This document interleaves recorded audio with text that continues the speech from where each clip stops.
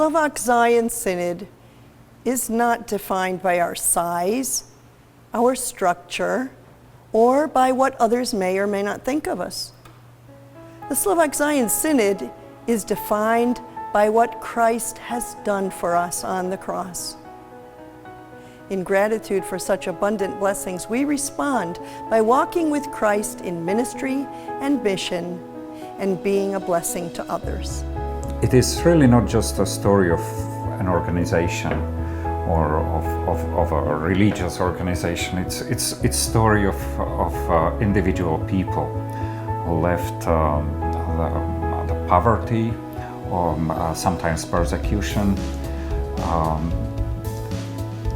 came to a new country where they, besides other things, started their churches, and only after then they realized maybe these churches can unite and create a synod and coordinate all the ministry that is being done.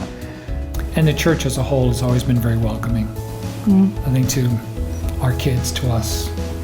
You always hope that you can become involved with the Slovaks in Slovakia, because that was our homeland. It really. I'm the first generation born here. My mom came over when she was 4, and my dad when he was 12. So actually, I was the first one born here. Same way with my husband, and he always said that he wasn't going to marry anybody but a Slovak girl. So. I've always had a fondness for mission work, but as I came to ministry, getting a little too old to maybe travel abroad to be there a long time, especially since I've got grandchildren I'd like to see more often than if I live far away, but to realize what we do in Eastern Europe and Slovakia and Romania, because we're all part of that. We do have a weekly practice of remembering one congregation in the Slovak Evangelical Lutheran Church every Sunday. You can go online to the ECAV site, and they have a list of all of their congregations. And we go through the list from the beginning to end and then start over every year. And that reminds people of their heritage. And in this congregation, because some people still have roots that go back to Slovakia and have traveled there, and have that deep understanding of what it's like to be connected to something bigger. When I get to talk about the work of the Synod, which is relatively often, they understand what the importance is to be part of this bigger relationship, this wider relationship. And of course, then for many years, they maintained their tradition of doing nut roll and for sales around the holidays. And I'm sure, like other congregations before that, down in the basement of this building is a stage where they used to put on the divadlos, the Slovak plays. We have these divadlos, these old Christmas or different kind of plays, Slovak plays. That was when I was a young child. I remember my dad taking me through these Slovak plays. They were all in Slovak. And so I'd poke my dad and ask him, what are they saying? What are they saying? You know, I would understand some words, but not all of them. In fact, we found on a paddle downstairs a list of names of many members who are now deceased, but who were regular players in the divadlos, community church of Slovaks. There's still, most of the congregation is still Slovak heritage, although we do have non-Slovaks that have joined over the years as well. Well, it's really not only about your background or only about the language you speak. It's about your desire to be with your brothers and sisters in this community, which happens to have many people from the same background, but even they have vast differences in their personalities and what they like and what they dislike. The numbers don't matter as much as whether the people who come here hear the Word of God and go out and are the hands and eyes and face of God to the people that they meet each day. And we can do that in different ways when I know everybody's name. and I know where they sit, and I know if they've been missing 2 or 3 Sundays, so I can check on them. So small numbers are not bad.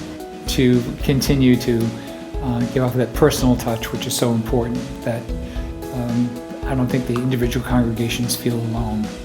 You know, we feel connected, and even though we may not know these others, there's a personal feeling that you get, that you're supported within the Synod, which is really important.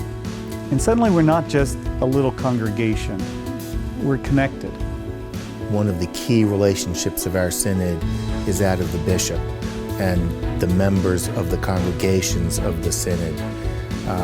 My guess is that Bishop Kucharik knows a greater percentage of the individuals in our congregations than any other bishop knows individuals in their congregations by name and can go up to them and talk to them by name.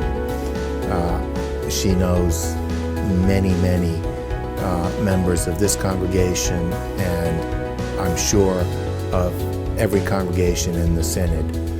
And that is a key aspect of why people respect the Synod so much, because the bishop is there. She goes to she has the ability to go to every congregation, whereas some congregations don't see their bishop more than once a decade. Well, I joined the Lutheran Church when I had my firstborn baptized because I was raised Catholic and the Catholic Church was making it very difficult. But what I love about this church and the Synod, it's like as a child, I met the bishop once, is when I was confirmed. I maybe knew 1/10 of the people from my church, whereas now I know all the people in my church. I know a lot of the people in the Synod, and I know the bishop, who I consider to be my friend, personally. So it's like a family. It's just one big happy family. So the Slovak Zion Synod has felt to me like family. And besides being a family, there was usually some comic event that would happen unimprovised and get a big laugh about.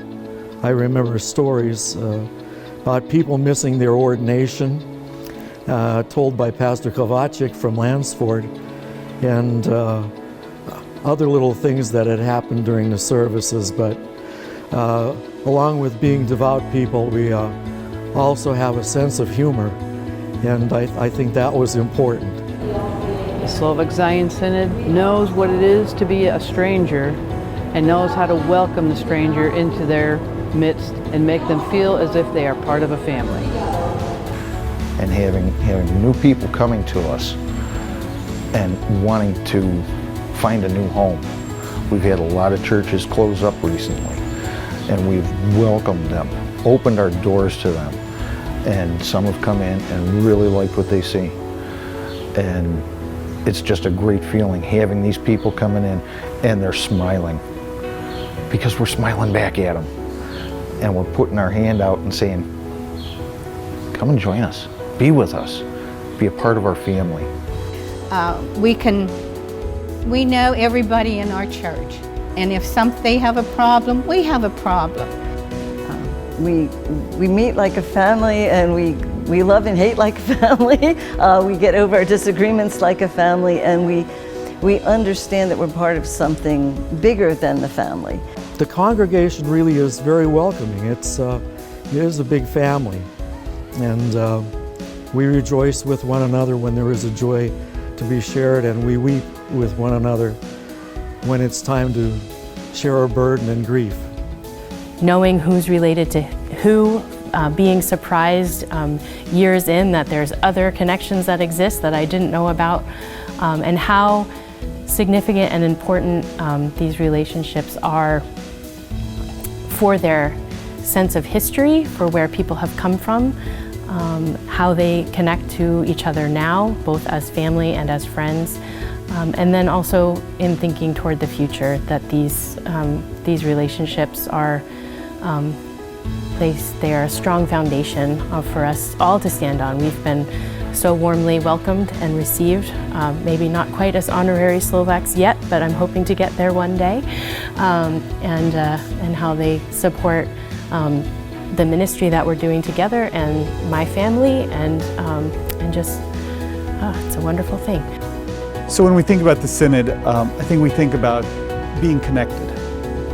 I think that oftentimes congregations feel like they're on an island. And if you're not a big church, you can't do all those things. You know, you're not going to have a missionary. You're not going to, you know, affect the world or the country or even your state. And sometimes the danger is that you sort of just become thinking about how we're going to keep our own doors open. Because our Synod is so valuable, especially in that part of the world, but especially the fact that we're non-geographical, I love explaining that to people, that we cover from Illinois to Connecticut. and our bishop gets to travel more than most bishops, because if there's a problem one place, she's there. But that we also represent a wider take on this country and how people view the communities that they live in, because we are not so isolated by territory. So I think that that's an important part of what our Synod does.